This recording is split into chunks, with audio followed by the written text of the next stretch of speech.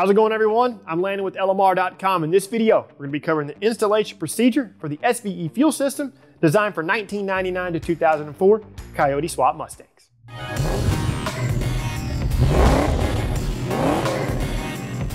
Before we get started, if you would like to know more specifics about this fuel system, go watch the overview video. In that video, I talk about the kit in greater detail and explain all the important fitment and electrical information for the kit. That video will be linked in the description below. We've already removed the fuel tank and pump from this car. That video will be in the description as well, along with the tool list and applicable torque specs. First, we're going to install the new pump into the tank. Position the assembly into the tank in the proper orientation. Push the assembly down to engage the tabs. Rotate the mounting flange so that the flex hoses are not pinched. This will be situated so that the connections are facing towards the front of the tank. Loosely install the previously removed retaining bolts and run them down by hand. You want to torque these in a crisscross pattern to 89 inch-pounds.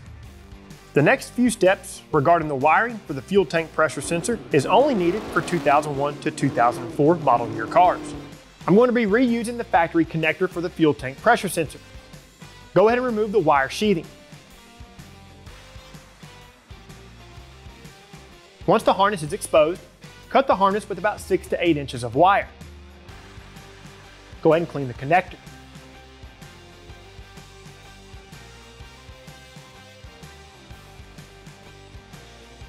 Remove the sheathing from the harness on the new pump. I chose to deep in the connector and remove the sheathing. All you really have to do is cut the sheathing at the base and then down the center to remove it.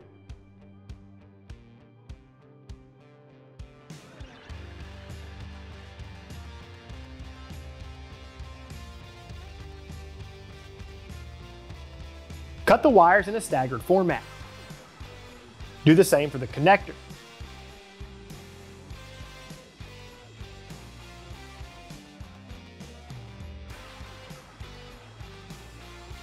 Go ahead and strip all of your wires. Install butt connectors onto the wires on the connector. I also chose to deep in the factory connector to allow a little more working room to install butt connectors and heat shrink. Just remember the wire orientation. Slide some heat shrink over the wires. Match the wire colors and install the wires from the connector into the corresponding butt connectors. Crimp all of the wires. Position the heat shrink over the connector and apply heat to seal. Do the same for the other two connections. Use some wire loom to cover the wiring. Now you can go ahead and repin your connector.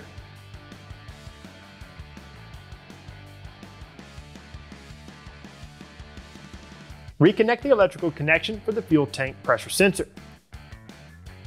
Now we can shift gears to the filter. Go ahead and remove the ground strap, followed by the bracket from the filter. Pay attention to the size difference on the quick connect adapters, and the adapters with the larger inner diameter will be used with the larger 3/8 line. The adapters with the smaller inner diameter will be used with the smaller 5/16 line. Install one of the 3/8 adapters onto the larger fitting on the filter. This is the supply.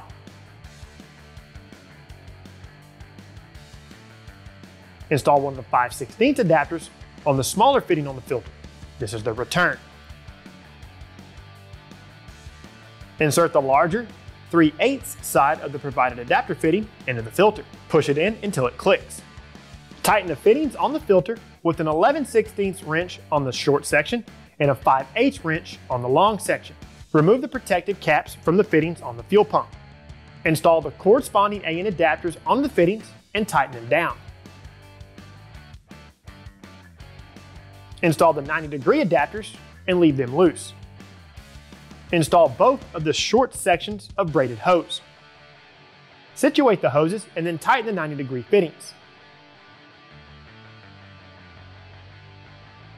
Go ahead and tighten the B-nuts on the braided hose.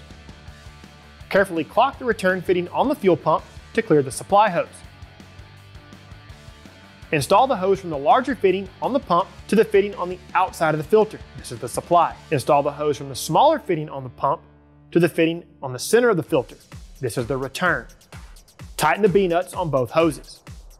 If you haven't already, install a new filler neck grommet. Lubricate the new grommet and the opening in the tank with some dish soap. Position the grommet into place. Push in on the grommet while rotating it to install it. Lubricate the filler neck grommet and the filler neck. Now we can reinstall the tank back into the car. Go ahead and lift the tank into place without going all the way up.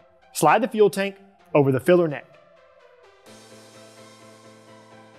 Reconnect the evap hoses on the passenger and driver sides. Verify that nothing is going to get pinched by the tank. Don't forget to reinstall the clip. This one was missing. Now you can lift the tank all the way up. Reinstall the bolts for the passenger side strap first, but leave them loose. Swing the driver side strap around the tank and install the bolt. All three of these bolts torque to 26 pound-feet. Reconnect the electrical connection for the fuel pump and insert the harness clip into the body of the car. Install the fuel filter into the factory hardline. If needed, clock the retaining tabs on the filter bracket so that the new filter installs the way it should. Install the filter into the bracket. Loosen the hold-down clamp and install it into place. Retighten the clamp. Reconnect the evap line near the fuel filter. Go ahead and check over your work, and that completes the steps at the rear of the car. Back up front in the engine bay, locate the fuel hard line coming up from the bottom of the car, just behind the passenger side strut tower. Remove the fuel line clip and the factory line. Be prepared for a little bit of fuel to run out. Clean the factory hard line if it's needed. Install a 5/16 AN adapter onto the factory line. Because of the tight working area, use a deep socket on the long section and an open-end wrench on the short section to tighten the adapter. Now you want to route the long braided hose alongside the pinch weld at the firewall. Install it onto the adapter that you just installed and fully tighten. Route the hose towards the fuel rail. Install a 3/8 adapter onto the factory Coyote fuel rail and fully tighten. Thread the hose onto the adapter and then fully tighten the B-nut. Now let's talk about the wiring. The method that we are about to show will utilize the factory fuel pump wiring. For additional working room, you may want to remove the passenger front seat. It's held in place with two 15mm bolts and two 15mm nuts. The first wire is located behind the passenger side kick panel. Pull up on the scuff plate to remove it. Dislodge the push pin from the kick panel. Pull out on the kick panel to remove it. If you're looking at the metal plate with the connectors, connector 210, which is the connector we want, is the third one from the front. The wire that we want is dark green with a yellow stripe.